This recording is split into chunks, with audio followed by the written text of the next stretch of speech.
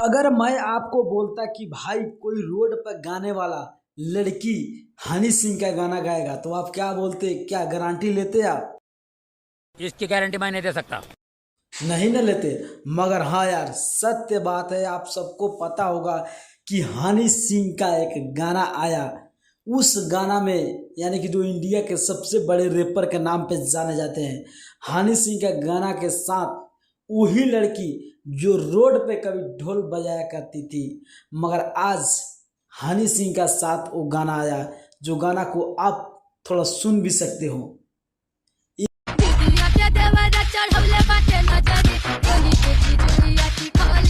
ये होता है जो एक गरीब घर की लड़की आज हनी सिंह के गानों में अपना सुर देकर यानी कि भोजपुरिया समाज को उठाने का प्रयास किया।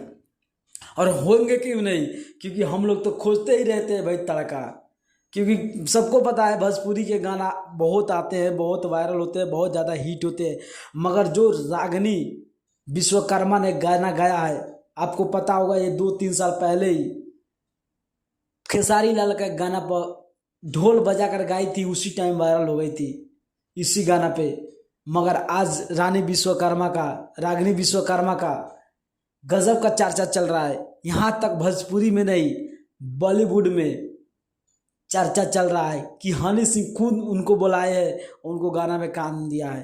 तो यही होता है, किस्मत कब किसका बदल जाए, मैं बार बार ये बात बोलता हूँ, किस्मत कब किसका बदल जाए किसी को पता नहीं।